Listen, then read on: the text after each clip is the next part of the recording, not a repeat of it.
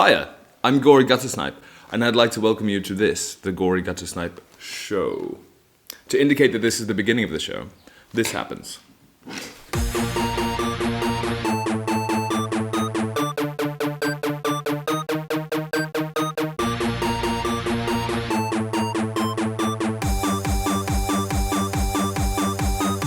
This week we're going to be speaking about grave-robbing badgers. Badgers robbing graves. We're going to be speaking about shoplifting seagulls. That's seagulls doing shoplifting. I also have a wonderful tale of a clergyman who has a very special relationship with vegetables. But my main feature on this week's episode of this thing is going to be about one of the sickest record labels that ever record labeled. But before I get into all of that good stuff, good things, music things, I want to talk about the fucking Little Mermaid film, right? Because everyone's talking about it, and I just want to join the conversation. You know, just gonna dive in, just gonna dive right in.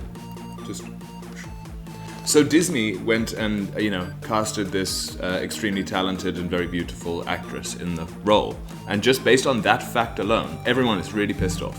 No, that's not why people are pissed off. They're pissed off because this actress is a person of color. And in that documentary, The Little Mermaid, the one that we all watched when we were children, that documentary film, Ariel is a Caucasian with red hair. So obviously people are upset, and it makes a lot of sense. It's very understandable. No, it's fucking not in any way understandable, and it's bizarre and it's hilarious, to be honest. I'm glad that Disney's gone ahead with this, and they've not let themselves get bullied by the outraged masses. Because films are not a human right. They're not something that you are entitled to. They're art. They're a piece of art made by a group of people coming together. Normally, surrounded by quite a lot of money. But essentially, they are a piece of art. If you don't like the casting in a film, you do not have to watch it. There are not special film police that come to your house and say, "Tonight at 8 o'clock, you will be watching the new Little Mermaid, even though you don't fucking like the casting." It would be bizarre if that did happen. If we lived in a world like that. I mean, we live in a very bizarre world, but wouldn't that be just pretty fucking bizarre? Films are just made by human beings. You can make a film if you don't like the casting of something. You can just find a mate with a pool, get your real pale redhead friend to put on a shiny sleeping bag or something.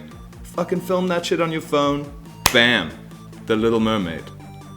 You're gonna have to change the title, because you can't be stealing people's titles. These motherfuckers had the money. They can do that. So let's leave Halle Bailey alone if you don't like the casting, right? And just watch the old one. It's still there. It hasn't been replaced. It's not been replaced. Do you think it's been replaced? Do you think the other one doesn't exist anymore now because of this new one? You've been robbed of the Little Mermaid that you loved as a child. Fuck. I would like to formally apologize for my outburst. I realize it is very easy to get upset about things like the Little Mermaid. And now, the news.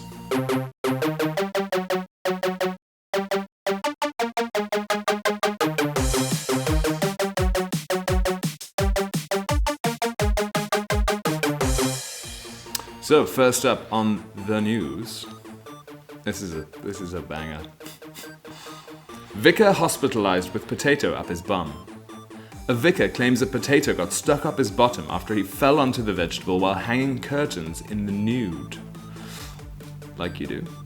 The clergyman, in his 50s, told medical staff at Sheffield's Northern General Hospital that it was an accident and definitely not a sex game. I mean, he's just told us that he was playing a sex game. These sex games with potato in bottom. You won't find me playing those types of games. A&E nurse Trudy Watson said, "He explained to me quite sincerely. He had been hanging curtains naked in his kitchen when he fell backwards on kitchen table and onto a potato. But it's not for me to question his story." Potatoes. Boil 'em, mash 'em, stick 'em in a stew. I do wish that there was more to this article, maybe I wish Trudy had questioned his story. Sneaky seagull caught shoplifting twice is pushing his luck. A crooked seagull has been caught on CCTV stealing from a convenience store for the second time. The CCTV footage from Late Stop 24 in Bangor, North Wales, shows the crafty bird walking purposefully into the shop. You ever seen a seagull walk with purpose? It's a sight to behold. I've always thought of seagulls as having a kind of purposeless attitude towards their walking, but maybe that's just me. Walking purposefully into a shop before snatching a croissant, and making a run for it through the front door. Following 2 thefts within the space of 24 hours, the store owner appealed for information, saying that the bird is pushing his luck. Along with the CCTV footage, North Wales Live reported that the shop had posted, "Do you recognize this thief? Caught on camera twice on Wednesday, stealing from the premises. He's pushing his luck. Somebody out there must recognize him. We've already been given the name Stephen, but that could just be a relation." Because you can always tell when seagulls are, related to one another based on this, they have share the same genetics. We think it was Stephen, but it might have been his brother Gareth. Bangor is not the only place in North Wales that has experienced issues with unruly seagulls of late. Last week, a resident from... There's lots of L's next to each other, and I can't even pretend to pronounce this name. A resident from... said village residents are living in fear following a spate of seagull attacks over the summer. Mr. Gareth Parry was dissatisfied with the local council's response to the issue and said, "If I could, I would send my council tax to the seagulls. They own this village now." I love a good seagull tale. Seagull tale. I have something in my pocket right now that'll completely clear up that bruise on your forehead. What bruise? Grandmother scared to death as grave-robbing badgers dump human skull and bones in her garden. A Nan was scared to death after human skull and bones were dumped in her garden by badgers. Badgers are dope as fuck. Not because of that, just in general. Badgers are dope as fuck. But that does make them cooler. Anne Mathers, 88, called the police after making the grim discovery, which saw several femurs and jawbones scattered in her flower beds. The grandmother, who has lived in her end terrace house in Dudley, West Midlands, for more than 60 years, was said to be scared to death by the grave-robbing critters. She first found the skull last July and called the police, who initially sealed her home off as a potential crime scene. Officers then discovered the culprit was a colony of badgers dragging the remains into her garden from a nearby cemetery. It emerged the animals were getting access to the graveyard via public footpath running between the cemetery and Anne's house. Her family appealed to Dudley Metropolitan Borough Council for help, but they can only relocate the badgers when this year's breeding season is over. Anne's daughter Lorraine Lloyd, 60, said, I won't do the accent. "This problem has been going on for a year now, and my mum is just sick of it." The badgers are tunneling under the graves, and when they come across one which has collapsed, they drag the bones out and dump them in my mum's garden. They're basically fly-tipping human remains all over my mum's lawn, and there's nothing we can do about it.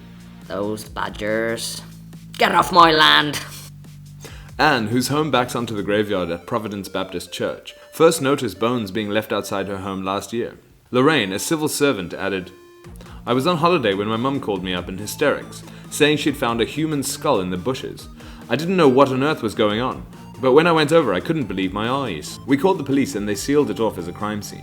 I don't know if they thought it could possibly be a murder victim." Yeah, accidents happen all the time. What makes you think it was murder? But pretty soon they found lots of holes in the garden where the badgers had been digging through.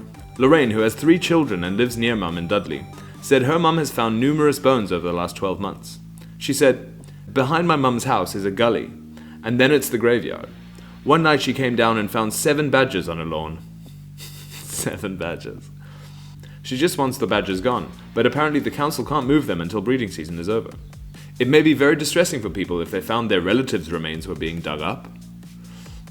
I'd be pretty distressed. But if a relative's remains had been dug up by a badger, I'd be slightly less distressed. I think we all would. Right, music things. This week I'm going to be speaking about one of my favorite independent record companies on the planet, in the history of all of the music and all of the record labeling. They're called Suicide Squeeze.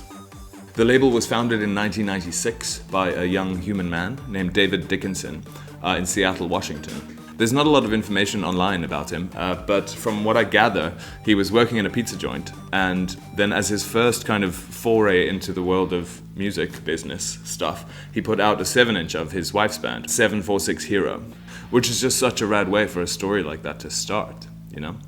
The label's third release was a Modest Mouse 7-inch, which just means, you know, right off the bat, this dude had impeccable taste.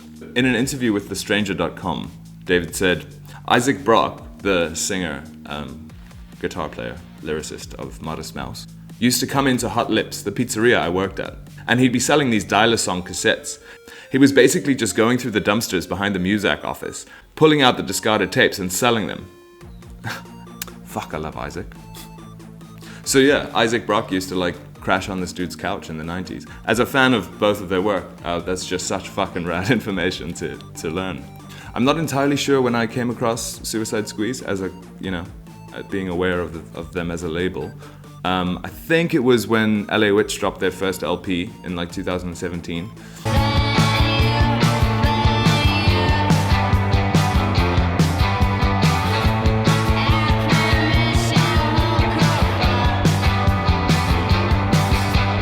So yeah, through finding out who was responsible for that LA Witch release, I sort of went down the rabbit hole and ended up finding just a large handful of my favorite bands in the world, like Death Valley Girls,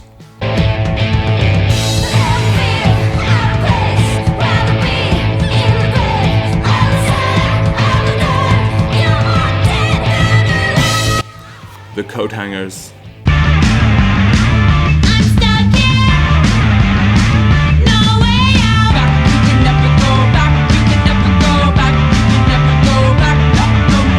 the Paranoids,